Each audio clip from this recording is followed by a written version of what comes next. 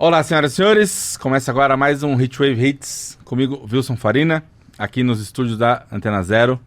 Hoje com o convidado Bruno Del Rey. Oi, Bruno, tudo bem? Beleza, Wilson. Prazerzão estar aqui. Primeira vez, valeu o convite. Fazia tempo que a gente tentava marcar, mesmo pro programa na rádio. Mas agora, como a gente tá com esse programa aqui em vídeo, né? Pô, agora valeu a pena a espera, bem melhor. O Bruno acabou de lançar esse ano, né? Já tem uns meses, o primeiro disco solo dele. Exatamente. Que se chama O Que Serve de Motor. O Que Serve de Motor. E teve banda antes e toca há muito tempo, então a gente tem bastante coisa para conversar. É isso aí. Primeiro lembrar, então, aquelas coisas todas que vocês estão acostumados, deixa o like, clica no sininho, assina o nosso Apoia-se também, principalmente essa parte do Apoia-se. Tem aqui, fica aqui embaixo na descrição, o Clube Hitwave, que ajuda a manter o projeto vivo e pagar as contas, porque, né, a gente não vive de luz, sei lá. Importante. Bruno nasceu em Aracaju mesmo, Isso. Na capital. Exato. E veio morar em São Paulo há algum tempo já. Eu vim pra cá em 2005. 2005. Então, 18 anos já. Já há bastante Lá tempo. se vai 18 anos. Que eu acho que foi quando a gente se conheceu. Provavelmente. Na época da Rocassettes, quando eu cheguei aqui, eu tinha a Rocassettes com meu irmão, né? E uma época de efervescência de bandas e festivais, né? Nossa, total. E tinha muito essa coisa de vir morar em São Paulo para tentar a vida. É isso mesmo. E o interessante é porque eu acho que naquela época a internet, obviamente, ela já estava bem estabelecida, digamos assim, mas não necessariamente as redes sociais, as plataformas, né? Então a gente estava começando. Eu lembro quando eu cheguei aqui, eu mal usava Facebook, então era uma coisa que ainda algumas pessoas estavam migrando, né? Saindo do Orkut. Sim.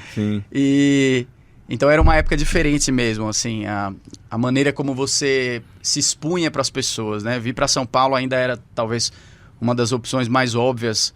São Paulo, Rio, enfim. Sim. Hoje em dia acho que é um pouco mais possível talvez as bandas se estabelecerem nas suas regiões sem precisar migrar. Se o objetivo é só esse, né? Porque no nosso caso, além de se expor mais, mas a gente também queria viver a experiência de morar num outro lugar, sabe? Que isso é importante também, pelo menos. Sim. Foi, tanto que eu tô aqui até hoje. Vamos começar pelo disco novo? Vamos e aí lá. depois a gente vai puxando Fazendo um flashback. para a memória do passado. O disco foi saindo aos poucos, né? Uhum. Com singles que foram sendo lançados. E diferente um pouco da Rocassettes, que era mais puxado pro rock, o disco é um pouco mais puxado para um soul, pra uma sonoridade mais R&B, né? Exatamente. Mas a tua carreira como artista solo já tem um tempinho. Como que foi o desenvolvimento até chegar nesse som desse disco, dessa banda? Uhum. Quando eu vim pra cá, né, pra São Paulo, em 2005, eu vim com a Rocassettes, né, essa primeira banda, enfim, quem me conheceu naquela época conheceu através da Rocassettes. Depois a banda acabou em 2008 e eu e meu irmão, o Léo, a gente criou a Bicicletas de Atalaia. Foi um outro grupo também que a gente ficou tocando junto até 2015, mais ou menos. Alguns membros, inclusive, tocam comigo hoje em dia. O Caneu, guitarrista, o Renan, no sax. Então, assim, o meu desenvolvimento solo veio a partir de 2017, porque a banda acabou, a Bicicletas acabou em 2015, 2016 eu fiquei naquela coisa assim, aquela transição, meio que pensando como voltar essa expressão, né? Porque a gente sabe que a nossa expressão é a música, mas existem várias vertentes disso. Então, nessa época eu sempre me vi muito como um vocalista e guitarrista, então sempre toquei nas minhas outras bandas. E de repente eu comecei a me ver mais como um cantor. Eu acho que isso foi uma mudança muito forte para mim, assim, como estudar a voz como um instrumento de canto mesmo, né? Não apenas como vocalista que eu era nas outras bandas. Então, outras influências começaram a vir e eu comecei a ouvir muito mais cantores, e isso acabou me levando ao soul, até pelas influências que eu tinha originalmente, que a Rockassete sempre foi uma banda que foi baseada muito nas bandas dos anos 60, né? E eu sempre gostei desse aspecto retrô. E aí quando você vai ver, mesmo a cena inglesa, né, que a gente curte hoje em dia, Beatles, Kinks, Stones, todos eles bebiam na fonte do R&B, do soul americano também, né, dos anos 60. Então, na verdade, isso é muito mais próximo do que se parece. A grande questão, você como artista, é buscar os elementos, né?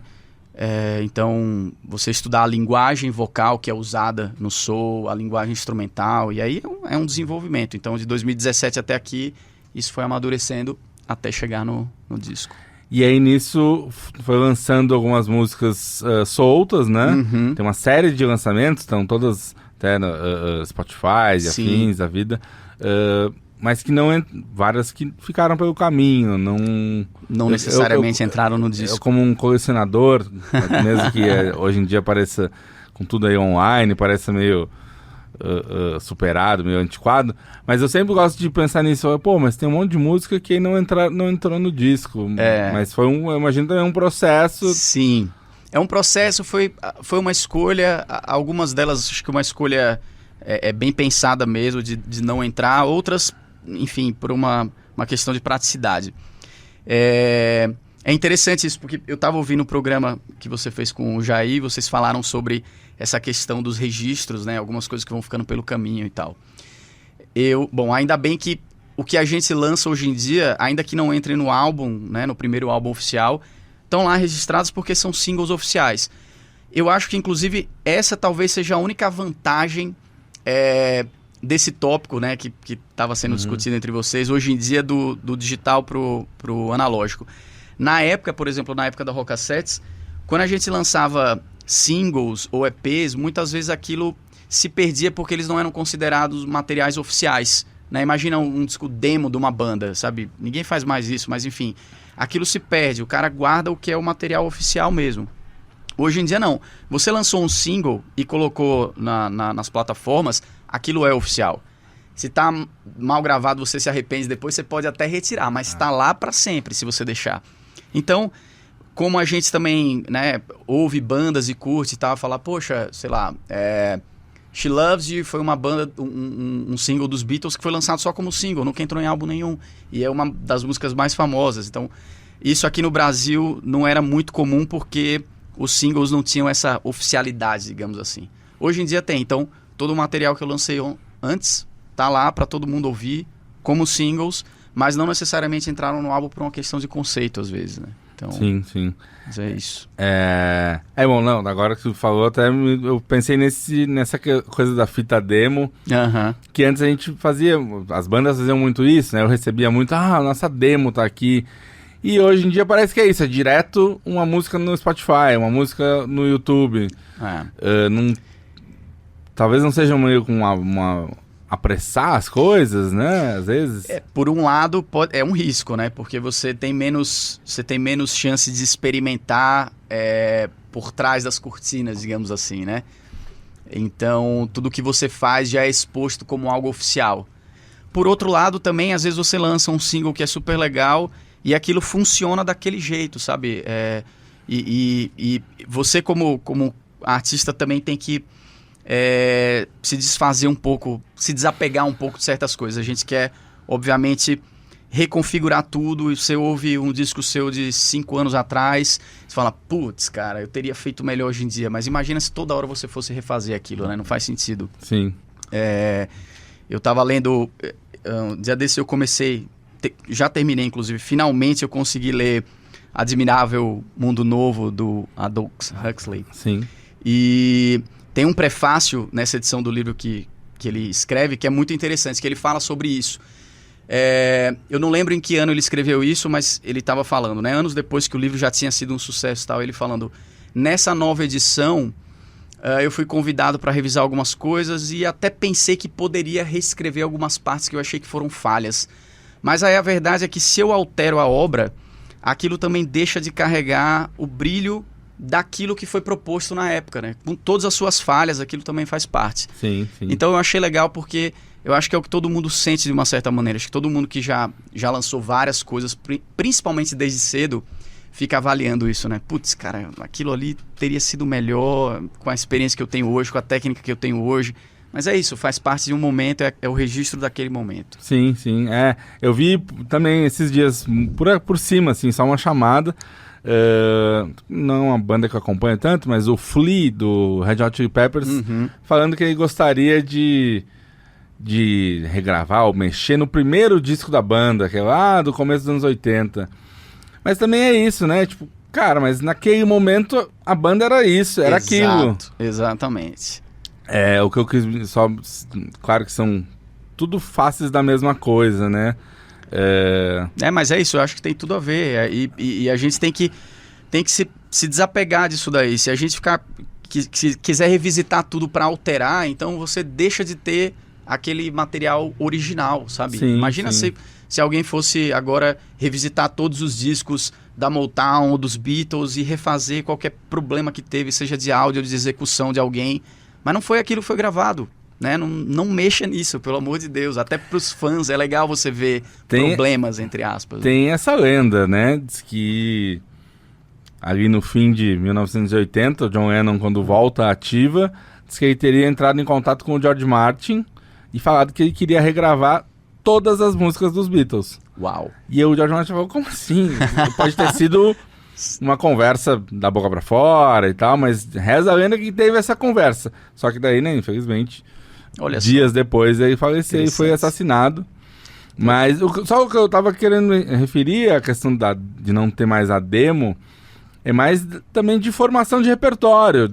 As bandas hoje lançam uma música e não tem mais músicas. E às vezes até pra fazer um show, sim, talvez não tenha repertório suficiente, não sei. Verdade.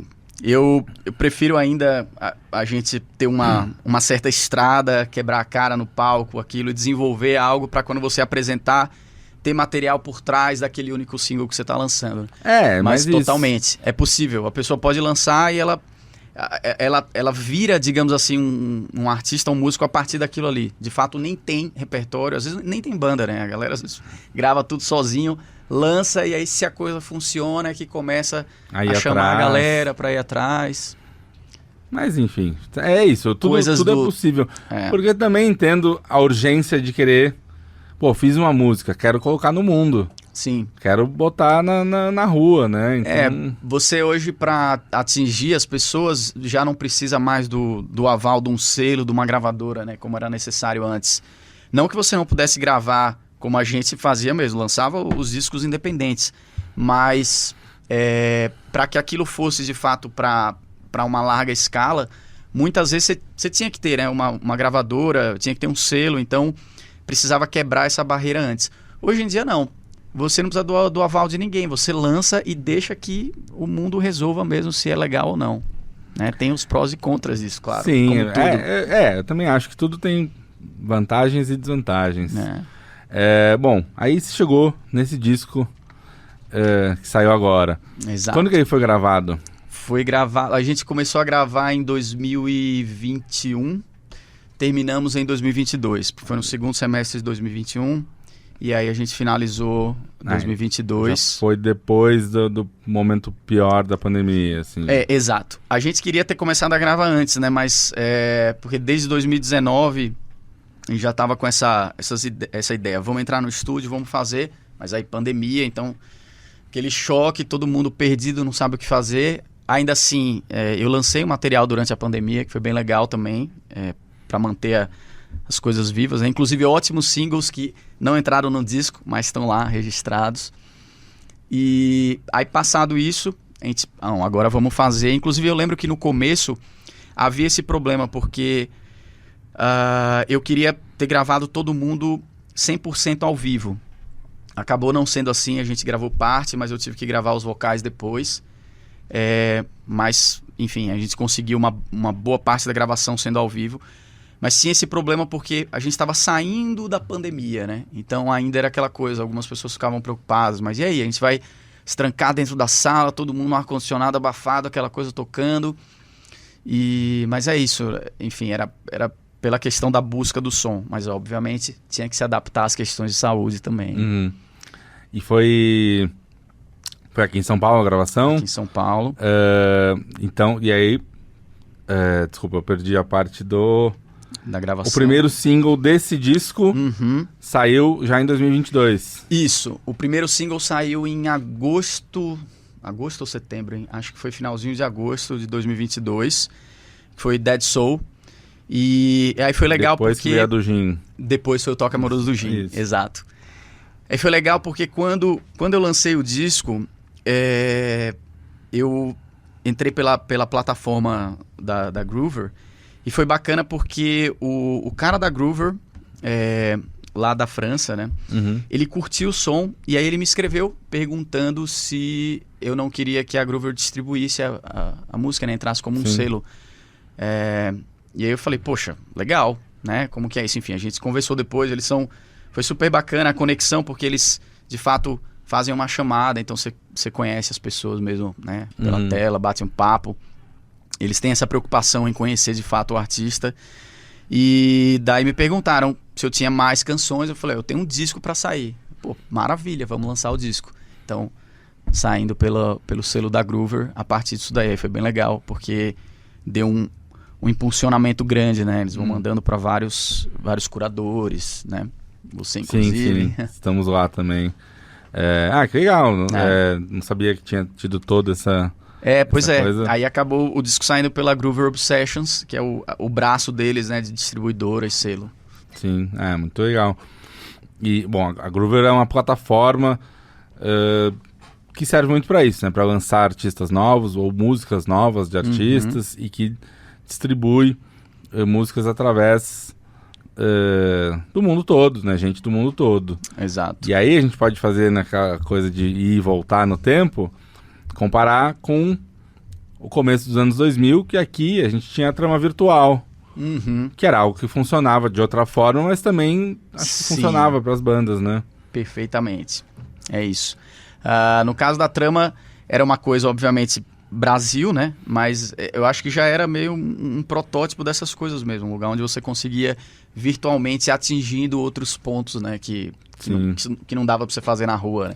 É que recentemente eu participei de um evento em que a gente conversou sobre o trama virtual e a grande conclusão, assim, é que isso era uma internet antes dos algoritmos.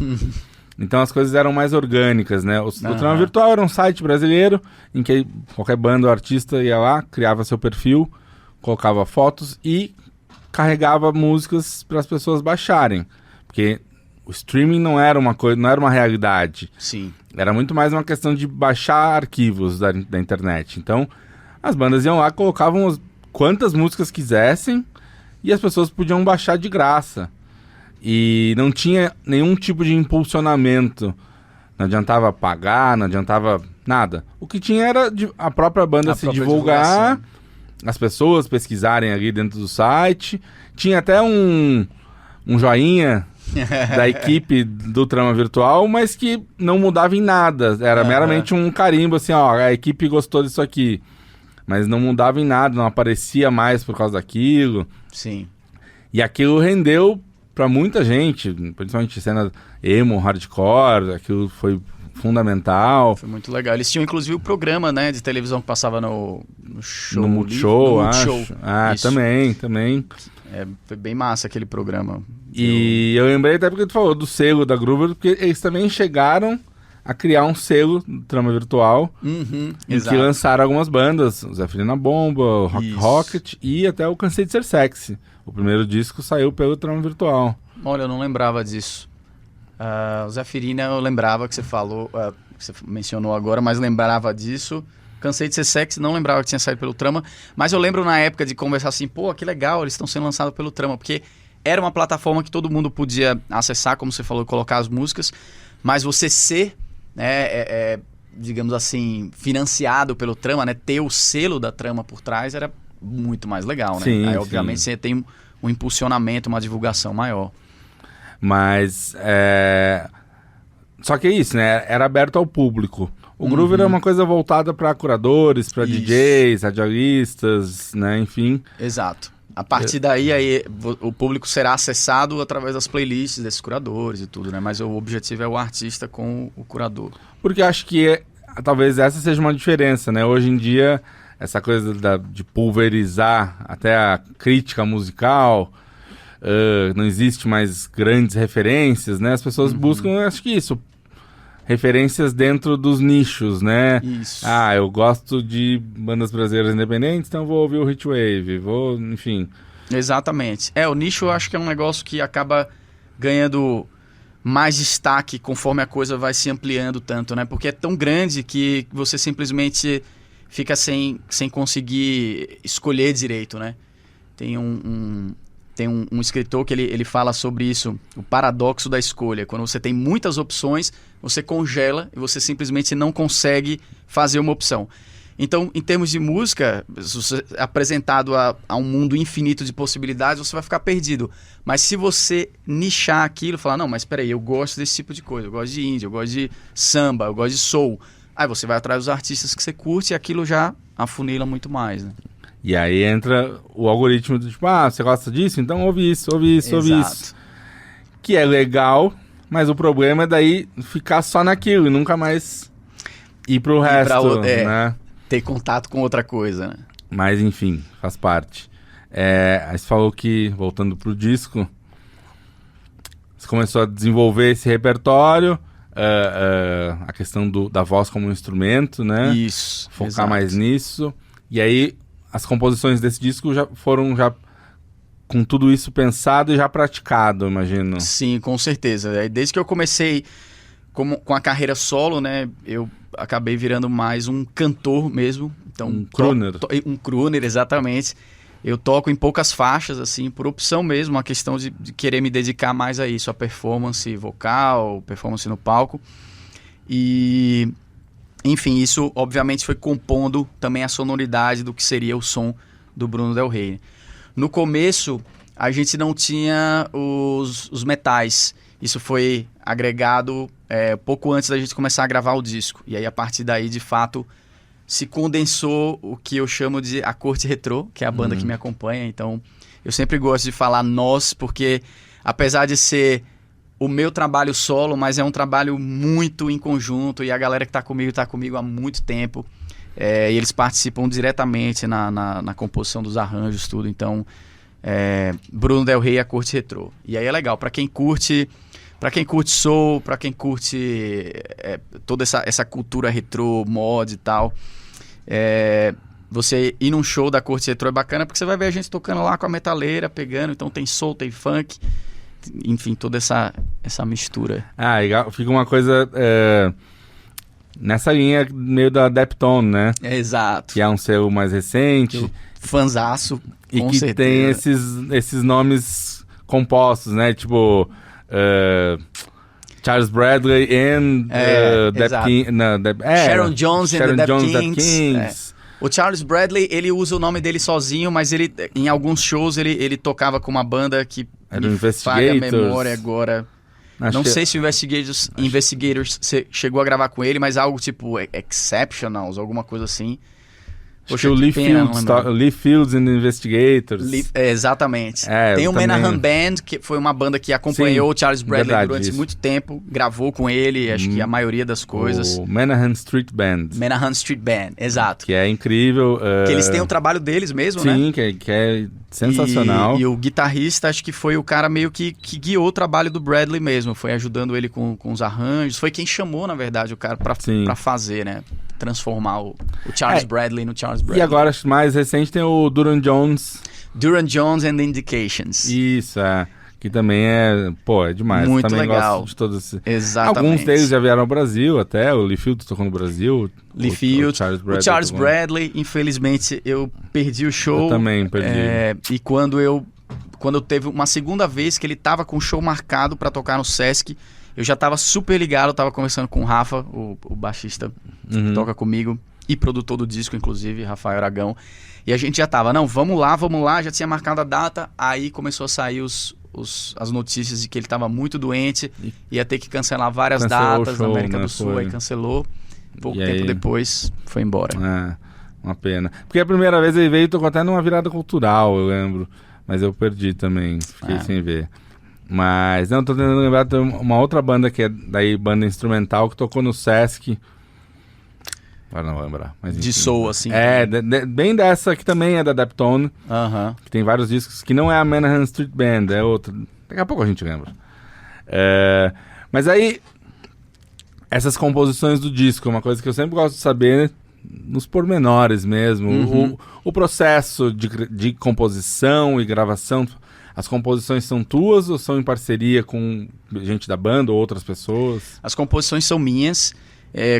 Quando eu levo a música e letra pra galera, cada um contribui com os arranjos do seu instrumento, né? Eu, por ser guitarrista também, muitas vezes venho com algumas sugestões de guitarra. Então, o Caneu, que é o guitarrista, acaba sofrendo, digamos assim, mais com isso, porque eu tenho mais opinião em cima da guitarra, né? Não, vamos fazer desse jeito e tal, mas a gente dialoga muito, assim, em gosto, então nunca teve problema. Mas os outros, obviamente, eu acabo deixando mais. Arranjo de sopro também, eu e o Rafa, a gente trabalhou os arranjos de sopro juntos, né? A gente meio que fazia, pensava nas melodias, escrevia e aí ia conversar com a galera para gravar. Mas o processo sempre tinha essa contribuição, principalmente nos ensaios, né? Acho que normal de qualquer banda, tem alguém que traz uma composição, mas a galera meio que vai inferindo algumas coisas, sugerindo, e aí a música vai tomando forma. Mas é isso, letra e música e melodia eu sempre trago. E sempre foi assim? No Rockassets, na Bicicletas também era assim? Sempre foi assim. Na Rockassets teve algumas músicas do João, baixista, John. Ele contribuiu, aí também a mesma coisa. Ele trazia a música pronta e a gente, né, contribuía com os arranjos. E eu cheguei a fazer, no disco da gente, tem uma música em parceria com o Rafael Costello, um amigo que mora aqui em São Paulo, mas é lá de Aracaju também, tocava na Plástico Lunar. Sim. A gente gravou, tem uma composição minha e dele. E na Bicicletas de Atalaia, eu compus a maioria sozinho, mas eu tenho uma parceria com o Rafa também, tenho uma parceria com o meu irmão. Mas é isso, né? Às vezes eles entravam com uma parceria meio pontual, mas geralmente eu que trazia as canções. E como foi a primeira música que tu compôs na vida? Olha, primeira música que eu compus na vida. A primeira tá aí. Não seria uma composição completa, porque eu fiz uma adaptação.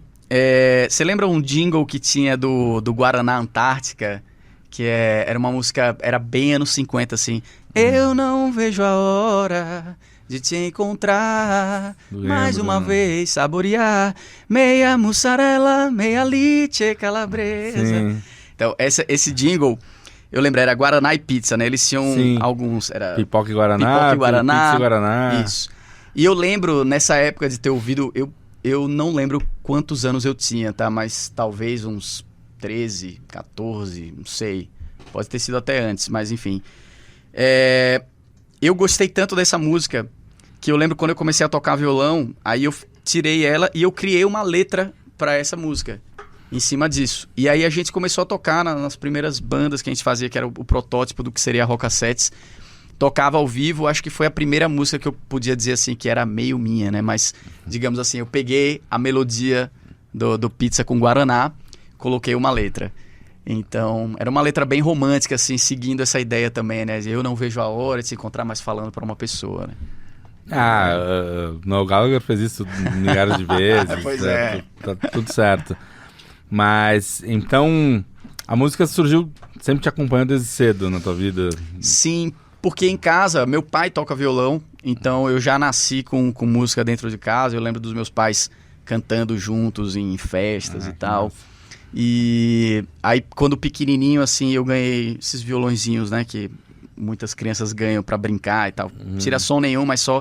E eu ficava acompanhando meu pai, fingindo que tava tocando junto com ele. Isso com uns 3, 4 anos de idade. Depois eu larguei mão, passei a infância sem nem prestar atenção. As pessoas até falavam, você não vai mais tocar, né? A gente achava que você ia tocar violão, que nem seu pai.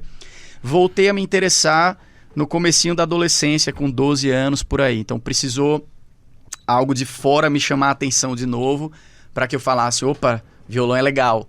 E aí eu fui louco pra aprender, acho que quando eu comecei a ir nos luares, festinha da galera e via o pessoal tocando Nirvana, pegava o violão e tocava um negócio com 2 acordes assim. Meu pai tocava muito melhor do que aquilo, mas o que me chamou a atenção foi aquela tosqueira de um bicode assim, estourando. Eu falei, nossa, dá pra fazer isso no violão também. E aí me interessei, e aí as primeiras aulas que eu tive foi com meu pai, foi ele que me ensinou a tocar violão, daí foi embora. Mas e o que despertou isso foi o Nirvana, então? Eu não sei necessariamente se o Nirvana... Eu fui ter um contato mais próximo com o Nirvana um pouco mais velho, assim. Eu acho que depois dos 18 anos. Mas eu acho que o Nirvana no violão foi algo que me chamou a atenção, sem dúvida. Mas a primeira música de rock, digamos assim, porque eu lembro quando guri de ouvir muita coisa que tocava, sei lá, na rádio, aleatoriamente, a Jovem Pan, qualquer poperô que tava lá, enfim. Mas algo que me chamou a atenção, que eu fiquei completamente vidrado, e que eu sempre lembro disso quando me perguntam assim, mas essa coisa de gostar de coisas retrôs e tal, sempre foi assim. A primeira vez que eu ouvi Great Balls of Fire, do Jerry Lee Lewis, aquele piano, foi uma fitinha que um amigo meu da escola, eu acho que eu tinha uns 9, 10 anos, ele esqueceu uma fita em casa que alguém tinha gravado pra ele, com várias músicas de rádio. Umas músicas que não tinham nada a ver uma com a outra. Tinha Madonna e Jerry Lee Lewis e umas músicas dance lá, X. E quando eu ouvi essa música, foi assim, foi muito impactante. Eu acho que porque as outras músicas pra mim soavam muito eletrônicas e essa foi muito orgânica. Sim. Então aquele piano pulsando e aquele baixo anos 50 clássico, né? Tom, dom, dom, dom, dom, dom, dom, dom. Aí aquilo me despertou um negócio que foi assim pra sempre. Então, desde que eu comecei a tocar violão, após identificar o acorde nirvanístico, uma das coisas que me chamava a atenção era esses riffs anos 50. Então eu ficava tentando tirar isso. E essa paixão foi desde essa hora. Acho que foi isso que me motivou mais. Então desde o começo, essa coisa com uma música vintage, retrô, sempre me pegou. Mas interessante saber essa parte do teu pai. Ele tocava em casa como hobby, só Isso. chegou a tocar, ter banda? Não, tocava em casa. É interessante até porque meu pai ele não foi um músico que tocou acompanhado de muitas pessoas. É óbvio que nas festas, né, ou se juntava com os amigos, então sempre vinha com percussão, outro com outro violão e faz aquela farra. Mas não oficialmente, subir num palco e se juntar com a galera. E aí hoje em dia, a gente quando se junta faz isso, ele e meu irmão, né, que é baterista, o Léo. E aí é legal porque ele mesmo brinca, ele fala, nossa, peraí que agora eu tenho que ver como é que eu acompanho vocês aqui, né, e tal. Então, mas ele é super bom na técnica de bossa nova, porque ele é fã de bossa nova, então todos os acordes dissonantes eu ia observando ele tocando. E no começo, apesar de ter sido atraído por algo um pouco mais simples, digamos assim, mais visceral, né, no violão, aí depois você começa a dar valor, você fala, olha só, putz, pra fazer isso aqui é outra escola, é outra coisa, então foi bem legal. Volta aqui pra mim, como é que é exatamente. Mas que legal, bem ou mal, é uma influência desde cedo, né? Uma absoluta presença da música em volta ali. Na própria Bicicletas de Atalaia, quando a gente fez, que o conceito da banda era misturar indie rock com bossa nova,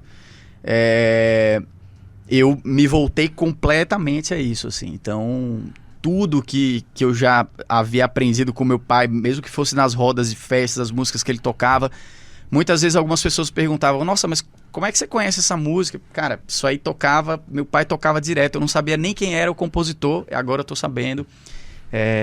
E é muito interessante, porque aí você vai criando um leque, uma bagagem muito grande, aí você vai usando isso depois para outras coisas. E aí hoje, quando já falou um pouco dessas influências do soul e tal, mas às vezes na hora de compor, as pessoas às vezes não entendem a diferença entre influência e referência, né? Quais são as tuas influências na hora de compor? Bom, vamos lá. Eu tenho muitas influências, acho que caminham comigo desde sempre e que é difícil você se livrar delas, mesmo que você queira, porque já tá lá impregnado, né? Beatles, por exemplo, acho que foi talvez banda que eu mais ouvi na vida. Então, quando eu tô compondo, eu sinto que ainda tem muito disso. Mas hoje em dia, por exemplo, como de qualquer forma para compor, você já busca uma outra referência sonora, porque é isso, né? Quando você se propõe a compor um estilo diferente, como eu mencionei a questão da linguagem, você tem que tomar cuidado com certas coisas, né? Porque não tem problema você querer ser livre e fazer o que você quiser, mas as pessoas não vão conseguir identificar aquilo como tal, né? Se você começa a mudar muito o seu estilo da batida, você já não está tocando mais um samba, né? Você está tocando um samba rock, você está tocando um jazz, você está tocando uma bossa nova. Então, eu tenho algumas influências que vêm desde sempre, mas elas são alteradas, talvez, né, pela referência de hoje em dia. Bom, Beatles é uma, sem dúvida. Que mais? Eu tenho influência de Mutantes em algumas composições. Eu tenho muita influência da bossa nova, por toda essa fase quando eu comecei a tocar, e pela fase da Bicicleta de Atalaia também. Em termos de melodia, né, hoje em dia, não mais em acorde, em estrutura do som, mas no quesito letras. Que mais que eu escutei bastante? Desculpa te cortar, mas aproveitando Não, bem nisso, porque isso tem músicas em português e músicas em inglês, que também é outro ingrediente no meio disso tudo, né? Sim, exato. É inevitável, se você consegue, ou melhor, se você gosta de escrever em inglês, eu acho que é inevitável você acabar fazendo isso, né, quando você sente que você tem o domínio, porque é uma das principais influências e referências que você tem na música, né? No meu caso, eu sempre ouvi rock e soul, então é óbvio que você vai ter uma carga muito maior em inglês. Tem uma hora, eu acho que a pessoa tem que fazer algo assim, racional, e falar assim, eu vou compor em português, então eu vou virar essa chave, porque é muito difícil. Eu acho que no começo, inclusive, bandas no Brasil que não tinham muita referência de rock em português sofriam com isso, né? Eu lembro alguns artistas falando, até eu ouvi Mutantes, eu não curtia nada que eu ouvia em português de rock e tal, e de repente... E mesmo assim é difícil, porque os Mutantes, eles tinham, né, principalmente na época Rita Lee, eles tinham uma característica muito sarcástica nas letras, né? E nem sempre você quer ser assim. Você quer, às vezes, ser doído, ser sofrido, ser crítico e tal. Então você precisa de referências múltiplas, né? Hoje em dia a gente já tem um leque gigantesco, mas nem sempre foi fácil. No soul, então, pior ainda, porque quando eu vou falar com as pessoas que me perguntam sobre... você fala de soul, retro soul, tal, eu fico meio perdido, o que é isso, tal. E, claro, a primeira referência que eu dou aqui no Brasil é Tim Maia, né? Sim. Porque é o que todo mundo conhece. Só que no Brasil, o soul, ele meio que imperou mais nos anos 70. Então, você tem uma estética diferente, sabe? Aquela época que as pessoas usavam calça boca de sino, flower power e tal. Soul mais puxado pro funk, né? Mais puxado pro funk, exatamente. Do Tony Tornado. Perfeito. Quando você pega a referência americana, por exemplo, aí você consegue cair no que a Depton explora hoje em dia, que é aquele soul do final dos anos 50, comecinho dos 60, Motown, galera de terninho, né, que influenciou as bandas inglesas, né, que a gente curte. E então é diferente, a estrutura musical é diferente e a própria mensagem e tudo. Então eu não consigo encontrar muitas referências disso aqui no Brasil. Às vezes eu tenho que caçar algo, por exemplo, na Jovem Guarda e meio que adaptar, né? Então, Jovem Guarda obviamente estava muito mais calcada no rock mesmo. Mas aí você pega algumas músicas que começaram a ter essa mudança justamente nos anos 70, que elas já traziam um swing, um groove maior. Você fala, poxa, isso funciona com uma versão soul ao estilo retro soul, ao estilo Depton, ao estilo Bruno Del Rey. E é isso às vezes que eu tento fazer para começar a cavar outras referências em português. Mas, voltando ao ponto sobre compor em ambas as línguas... Até porque letras da Jovem Guarda hoje em dia talvez seja algo que soe meio datado, né? Uma coisa muito inocente, às vezes. Sim, infelizmente. Bom, infelizmente... não, faz parte. Faz parte. Sem julgamento, só que... Mas concordo totalmente, não faz sentido, assim. E não é nem que seja uma coisa ofensiva, né? Que É, até não, poderia não. ter. Mas é simplesmente como você falou, é inocente. Tipo, ninguém vai pra rua ou tá pensando num amor hoje em dia como se falava antes. Pelo amor de Deus. É, então. são 60 anos de diferença e na nossa língua. Então ninguém mais fala, vou conquistar um broto, você ou eu, né? Exatamente, exatamente. Então não faz sentido isso daí. A gente tem que adaptar, tem que atualizar. Mas, no meu caso, então, compor em inglês é uma coisa que já veio naturalmente por essas influências. Mas, ao mesmo tempo, eu adoro o português, adoro compor em português, é a minha língua, é a língua de onde eu nasci. Então, você quer ter uma comunicação direta, por que não fazer isso? Além do que, você acaba já tendo também um diferencial automático naquilo, porque um soul em inglês, você vai encontrar no mundo inteiro. Soul cantado em português, poxa, talvez só você acabe fazendo durante um certo momento, entendeu? Porque não tem tanta gente fazendo isso assim. Então, ao mesmo tempo, você acaba já trazendo uma particularidade. Mas esse disco até tá bem dividido, assim. Tem mais músicas em português, mas tem bastante em inglês. Acho que foram 4 músicas em inglês, 5 em português e uma mista. Que também acaba acontecendo, né? Exatamente, exatamente. Mas você falou dessa virada das bandas passarem a cantar mais em português, porque também, assim, a gente acho que cresceu nos anos 90, né? Uhum. Mesmo bandas brasileiras independentes, muitas cantavam em inglês. Sim. E quando a Rockacettes começou, é meio que esse momento de virada, né? Pois é, a Rockacettes, apesar de ter sido minha primeira banda, é interessante que eu pensava muito menos em compor em inglês na época da Rockacettes do que agora, né? Porque poderia ter sido essa mudança lá e eu tivesse meio nesse hibridismo, né? E aí hoje em dia só cantasse em português ou só em inglês, mas não. A Rockacettes já nasceu só cantando em português e foi com não que eu tinha composições em inglês, mas eu acho que a gente nem chegou a lançar.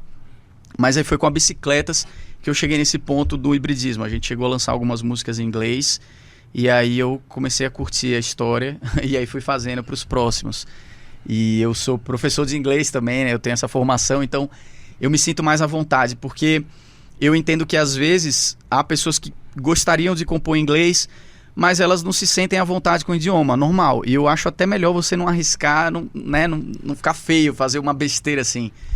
Mesmo eu, quando escrevo algumas coisas e estou em dúvida, checo com alguns amigos também da Letras, falo, olha, você já fez alguma construção desse tipo? Você acha possível? Porque se você simplesmente emula o que você está ouvindo, ok, você não vai errar, né? Você escuta tanta música em inglês, você consegue pegar frases isoladas. Sim. Mas se você quiser criar uma poesia sua, você às vezes vai por caminhos diferentes, originais até, e aí você tem que checar se aquilo seria possível ou não, se faz sentido para um nativo da língua que está ouvindo aquilo, né?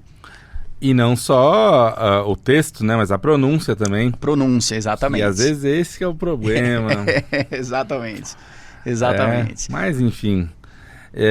Bom, o disco saiu e entre a divulgação teve uma parada incrível, que foi a gravação das músicas no terraço. Isso. Conta pra gente como que foi essa história, o que é isso aí? Legal, legal. Quando a gente estava... Eu já tinha terminado o disco, foi no final de 2022. E eu já estava com essa ideia, eu queria filmar vídeos ao vivo para poder lançar junto com o material. Porque assim, eu já tinha lançado muita coisa, mas poucos vídeos ao vivo. Até por causa da pandemia, a gente passou muito tempo sem show. E aí eu comecei a me dar conta que eu não tinha material ao vivo para divulgar. E hoje em dia é interessante que com essas plataformas, o vídeo ao vivo se tornou muito mais imponente até do que um videoclipe. Eu acho que na época de Rockacettes e Bicicletas Já Tá Lá, a gente queria gravar um clipe que ia ser uma super divulgação, especialmente na época da MTV, né? Sim. Mas hoje em dia, o clipe é legal, ele ajuda, mas a galera quer ver a banda, quer ver ao vivo, e você tem muito mais facilidade, tem muito mais programas fazendo isso. Eu falei, poxa, eu não tenho material ao vivo legal, vamos gravar. E aí, na época, a galera da Fall House, né, da extinta Fall House, a casa, o bar não existe mais, mas eles estavam fazendo esse projeto de gravar as bandas lá no terraço, e daí eu fui conversar com eles pra gente fazer isso daí, E eu fiz um vídeo, não de todas as músicas, mas acho que tem 4 ou 5 músicas do disco. Gravei umas 2 versões de artistas que me influenciam também. É o caso do Sam Cooke, foi um cantor que me moldou desde que eu comecei a ouvir soul assim, 100%. E tem uma versão dos Beatles em soul que a gente fez, né? Que é The Word. Ficou muito legal. Pois é, obrigado. Estão todas aí no teu canal no YouTube, Estão acho, todas né? lá, exato. E aí foi legal porque, assim, um negócio diferente, você tá num terraço, uma vibe massa, e a gente estava com uma química muito boa. Nós temos uma química muito boa ao vivo, assim, o show é muito legal e eu queria que as pessoas vissem isso, cara. Eu quero ver, eu quero mostrar a gente tocando, sabe? E daí, enfim, gravamos os vídeos e aí eu fui lançando um por vez, né? Pra ter o material pra divulgar. Até mesmo antes de sair o próprio disco, né? Eu fui lançando algumas músicas e aí também, conforme ia lançando um single, lançava o vídeo em paralelo. Porque desde janeiro de 1969, bandas tocam em terraços e falam, a gente quer fazer que nem os Beatles. Mas o visual dessa gravação lembrou um bocado também o do filme do Roberto Carlos, né? Do filme do Roberto Carlos. Olha, não foi intencional, mas depois, quando comentaram isso a primeira vez, eu falei, cara, olha só, que interessante. Devia ter usado isso como um mote. Que é até anterior ao show dos Beatles, né? É o Ritmo de Aventura, né? Exato, do helicóptero. Que gravou umas músicas aqui, do lado de onde a gente tá aqui, no Copan. Olha, né? Poxa, isso eu não lembrava ou não sabia. E aí eu vi aqui, é isso, ele tá com uma capa, assim, tem todo um... São imagens bastante famosas, né? O filme vira e mexe, passa na TV, acho. Eu não lembro o ano do filme, né? 66? O disco acho que é de 67. 67. Então o filme deve ser do mesmo ano. Provável. Né? Então, enfim. Legal. Mas aí quando eu vi aqueles teus vídeos, eu falei, cara, que é uma coisa meio automática. Tipo, banda tocando no terraço. É aquele show dos Beatles. Mas aí eu vi, vendo os vídeos, falei, pô, mas esse aqui acho que também tem a ver com estética. O Roberto, né? Tá mais solar, inclusive, né? O dos Beatles é mais londrino, aquele inverno inglês. Sim, também tem tal. isso, né? E tem o dos Beatles, óbvio, né? Movimentou, tem a galera no chão, na rua ali e tal. Esse é mais só o lance da banda tocando, acho que não tinha muita... Não tinha uma questão de divulgação na hora, né? Não. É um show, só uma a gente gravação. e equipe. Inclusive porque pra chegar lá foi uma loucura também, porque assim, a escadinha que a gente teve que subir, assim, dava medo. A galera lá da Fall House já tava acostumada a levar uns instrumentos, eles puxavam numa cordinha, mas aquilo foi um susto que a gente lembra até hoje, porque toda vez que alguém ia chegando da banda, eu falava, galera, seguinte, vocês têm medo de altura? Porque assim, a gente vai ter que subir essa escadinha aqui, ó, pro segundo andar. E aí alguns estavam assim, meio que, nossa, cara, não é possível. E foi uma história. Foi divertido. No final deu tudo certo, mas causava esse medo na hora de subir, porque era tipo uma escadinha de bombeiro, assim, sabe? Então, se você ficava olhando pra baixo... Dava medo, dava tontura. Que gostoso. Delícia. Mas é isso, o resultado é muito legal. E uma coisa que eu ia te perguntar também, assim, não sei, já daqui agora um pouco pra frente. O disco saiu, já tem uns meses, algumas músicas como singles. E além disso, por exemplo, a gravação dessa apresentação, desse show no telhado, é um plano lançar como música ou só como vídeo mesmo? Sim, eu tenho planos de lançar esse material, pegar o áudio ao vivo, né, e disponibilizar nas plataformas também. Ainda não fiz isso porque estou esperando, digamos assim, gastar o disco, né? Sim, claro. Ainda tem muita coisa para divulgar, ainda tem clipe para sair e tal. Mas o material tá super legal e eu acho que é válido. Isso é um registro ao vivo, né, da gravação das canções. Fora que tem esses 2 extras aí, a dos Beatles e a Change's Gonna Come do Sam Cooke, que não saiu ainda. Então já fica o spoiler aí, vai rolar. E até juntando isso, agora como tá sendo a divulgação dos shows mesmo, tem rolado esses shows com essa banda completa? Sim, exato. Tem rolado. O próximo show que a gente vai fazer, que é na Whiplash, que eu falei, que, enfim, né, quando o programa sair, nós já teremos feito, mas Faz parte. Tá rolando e tá rolando com a banda completa. Então, assim, isso é uma coisa legal porque aí a gente consegue passar de fato a vibe que foi gravada no disco, né? Porque às vezes você tem que fazer redução, né? Então, já aconteceu de fazer um pocket, aí eu vou fazer com voz e guitarra ou com um quarteto, reduz a banda. Mas eu tenho priorizado sempre os shows que a gente consegue fazer com a banda inteira e aí apresento o trabalho na íntegra. E como não tem como evitar de perguntar, essa volta depois da pandemia, como você tem sentido isso para tocar em vários lugares, ou a questão como também teve banda antes, de tocar em outros lugares ao redor do Brasil, como que tem sido isso? Bom, Wilson, a pandemia foi um problema para todo mundo, né, nesse aspecto. Sem dúvida, foi um balde de água fria no projeto de muita gente para tocar, para fazer show. E que muitos lugares fecharam, né? Exatamente. Então a consequência foi ainda mais desastrosa, porque aí você não tinha onde ir, né? Eu acabei de citar a Fall House. A Fall House eu acho que sofreu bastante com isso daí também. Mas a verdade é que, assim, eu ainda tô bem no processo de fazer meu público, sabe? Então eu ainda tô apesar de estar na música há muito tempo, eu não consigo falar assim, nossa, eu já tenho uma coisa estabilizada, né? E agora eu vou mantendo e tal. Primeiro disco, né? Eu me sinto como se eu estivesse começando agora em vários aspectos. Então, assim, no final das contas, o que acontece é que a dificuldade que eu tinha antes da pandemia, eu tenho ainda agora, que é a formação de público, né? Isso não mudou tanto, na verdade. O que para mim mudou foi que eu tive que adiar essa busca, né? Então, em 2019, tava lá levantando a banda, não tinha um disco ainda, aquela coisa, a gente começou a tocar, tava começando a criar uma coisa, e aí, pá, pandemia. Então, foi lançando coisa, só o material virtual, sem se apresentar. Agora a gente está de volta, tocando, mas assim, é como se fosse aquele mesmo começo de 2019, colocado aqui para 2023.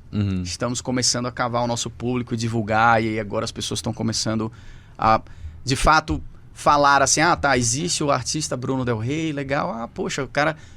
se alguém conhecia antes através de bicicletas ou rocassetes, legal, acho que talvez a galera lá de Aracaju, alguns aqui de São Paulo, mas a verdade mesmo é que eu tô pegando pessoas completamente novas que não fazem ideia de onde eu vim, então é um recomeço. E ao mesmo tempo isso também é bem legal, porque é bom sentir essa motivação do novo de novo, sabe? Então, amarrando toda essa conversa que foi nesse ida e volta, nesse ping-pong entre passado e presente, é um recomeço, mas no mínimo tem uma experiência já diferente de um começo lá em 2004, 2008. Não, sem dúvida. Isso não tem como tirar, ainda bem, na verdade, porque se de fato eu fosse começar agora, né, tipo cometendo os mesmos erros ou acertos, que fosse o caso, do começo seria um problema.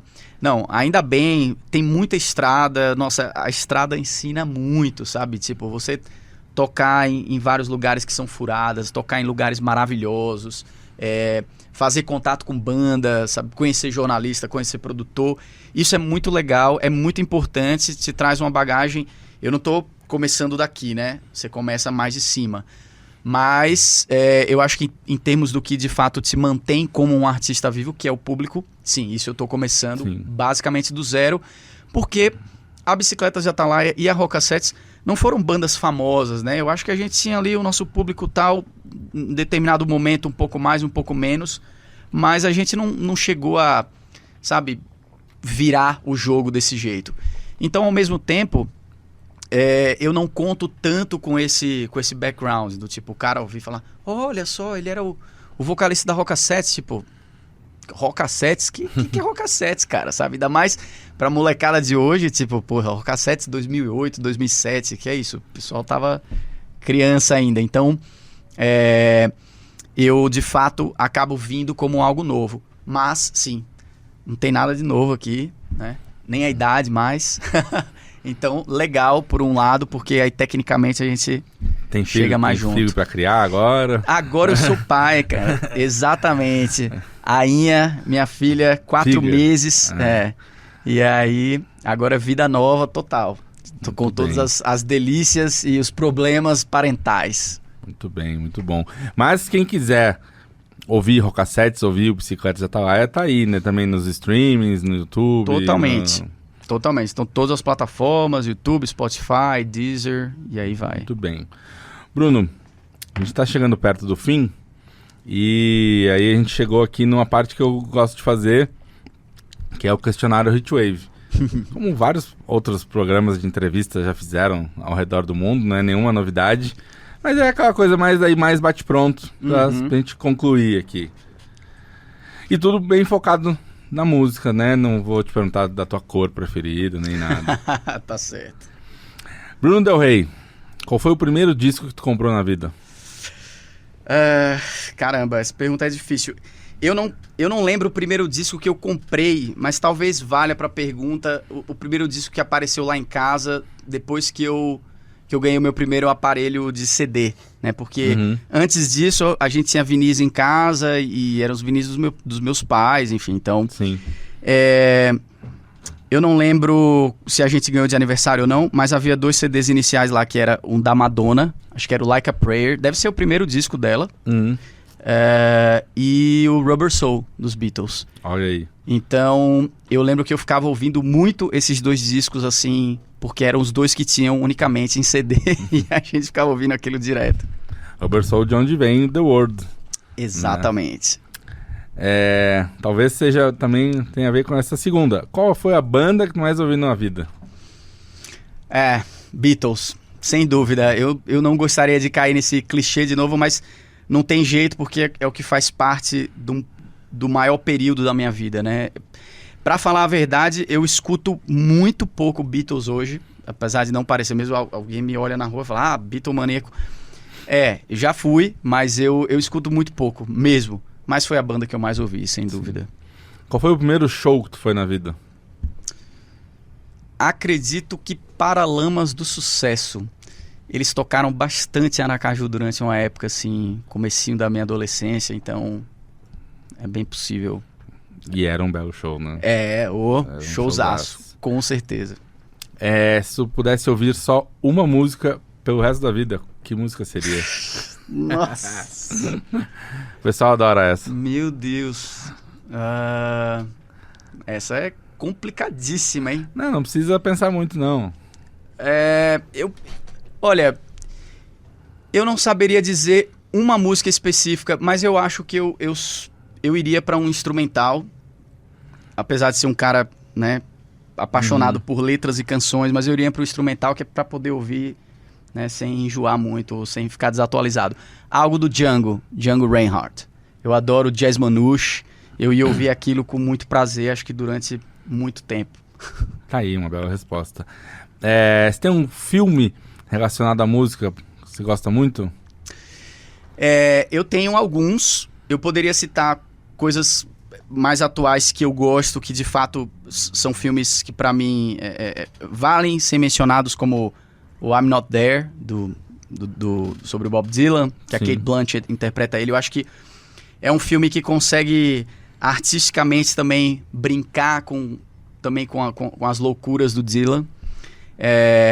Mas a verdade é que o filme mais importante da minha vida musical, pela relevância que teve na época, é o The Wonders, que o Tom Hanks produziu e fez.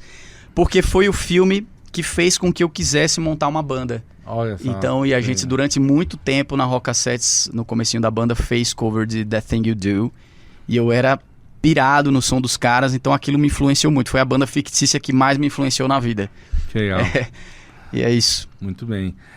E um livro de música preferido? Esse é mais difícil. Livro de música. Sobre artistas, é isso? Biografia? Eu digo que fica aberto, assim, uma biografia, ou um relato, né? Tá, eu já li algumas, eu adoro ler biografia, mas assim, músicos, eu inclusive leio biografias de próprios escritores, assim, gosto bastante. Clarice Lispector, Machado de Assis. Sim. Mas de música, um livro que me marcou bastante, não saberia dizer se o melhor, talvez eu esteja esquecendo algum, mas o Verdade Tropical, do Caetano, e o livro dos Mutantes, que eu não lembro agora se o nome acho que é A Divina Comédia dos Mutantes. Sim. Que tem na capa, né, os três de bruxinho, assim. Com o chapéuzão, né? Esse livro, ele foi bem importante para mim durante uma época, porque eu tava chegando em São Paulo e aí eu comecei a ler tanto Verdade Tropical quanto esse livro, e isso me abriu a cabeça para várias coisas musicais, inclusive de cena, imaginando os lugares em São Paulo, tudo, coisas que eu tava conhecendo na hora. Então, foram livros que me trouxeram coisas sensoriais muito grandes também, sabe? Então, acho que Legal. Em relação à música é isso. Existe uma voz famosa que tu não consegue gostar? Cara, uma voz famosa que eu não consigo gostar. Difícil, viu? Porque eu poderia citar coisas óbvias, assim, de um determinado nicho musical muito presente no Brasil hoje em dia, mas eu não quero dar muito nome aos bois, assim, eu acho isso meio chato, porque depois eu posso me arrepender. Mas eu posso falar, assim, bandas, por exemplo, que não é que eu não goste, mas nunca fizeram minha cabeça a ponto de me influenciar. Por exemplo, o Queen é uma banda que, nossa, gigantesca, e eu reconheço o valor em várias canções. Tem músicas que eu gosto muito, mas eu nunca ouvi uma música do Queen que me arrepiou, que eu falei assim, nossa, que, sabe? Sim, faz parte. É interessante, eu acho que faz parte da sua questão, porque é isso, é uma banda muito influente, muito importante, mas que por algum motivo ou outro não bateu. Faz parte. E tem alguma banda que tu gostaria de ter conhecido antes, mais cedo na tua vida? Nossa, tem muita coisa que eu gostaria de ter conhecido mais cedo na minha vida. Bom, durante muito tempo eu ouvi muita banda, digamos, alternativa, anos 90, como Teenage Fan Club, My Bloody Valentine. E eu passei muito tempo ouvindo rock, apesar de ter vindo com esse background de música brasileira, né, da Bossa Nova que eu comentei. Mas aí por isso eu acabei perdendo muitos discos brasileiros que eu tô descobrindo hoje em dia, que eu acho incrível. Erasmo Carlos é um cara que eu tô ouvindo muito mais hoje em dia, e que eu tô cada vez mais, assim, uau. No começo ele não me influenciava tanto porque eu não achava ele propriamente um grande cantor, mas eu já até gosto da maneira como ele se expressa na voz, e as canções são muito bonitas. Os discos dele, anos 70, né, pra cá. Bom, o que mais? Eu acho que eu levei talvez um certo tempo para conhecer o Wilco, apesar de já conhecer há bastante tempo. Mas tá aí, quando você me perguntou sobre uma banda que me influenciava em composição, o Wilco é uma banda que me influenciou muito, e eu acho que até hoje eu tenho muita coisa deles na hora de melodias, pensar em letras, o tipo de letra que eles fazem. Acho que é isso. Muito bem. Para encerrar, a gente não tem como ter certeza sobre um pós-vida, mas digamos que tu chegue lá e seja recebido na entrada pela Rita Lee. O que tu gostaria que ela te dissesse? Rita Lee... Nossa... O que eu gostaria que ela me dissesse? Ela poderia vir com alguma piada sarcástica bem Rita Lee, do tipo, agora só falta você. Mas, bom, eu não sei exatamente o que eu gostaria que ela me dissesse, mas com certeza, se eu fosse abraçado por ela, ou ela pegasse na minha mão e falasse, vamos tomar uma ali que eu vou te mostrar o rolê todo agora aqui, que você vai curtir, ia ser demais. Excelente. Bruno Del Rey, muito obrigado. Wilson, brigadão, valeu pela oportunidade, pelo bate-papo. Então, tá aí, gente, todos os discos do Bruno, singles, músicas das bandas dele, estão aí online, podem pesquisar. Tem um site, como que é? Vende teu peixe agora, para encerrar. Vamos lá, me procurem nas redes sociais, né, porque é assim que a gente se comunica hoje em dia. Eu basicamente uso muito mais o Instagram do que qualquer outra coisa. Eu tenho Twitter, mas quase não escrevo. Facebook tá lá também, vocês podem acompanhar. Instagram vocês me acham muito mais rápido e tá lá as postagens muito mais atualizadas. E no caso de ver o material, obviamente YouTube, vocês vão achar videoclips, entrevistas, etc. E plataformas de streaming. todas as músicas estão lá, é só procurar Bruno Del Rey e manda um alô que eu respondo. Muito bem, valeu. Muito obrigado a vocês que estão acompanhando. Vocês já sabem então o que eu falei no começo, vale repetir, deixa o like, curte, clica no sininho, assina, nosso apoia-se e até a próxima. Valeu.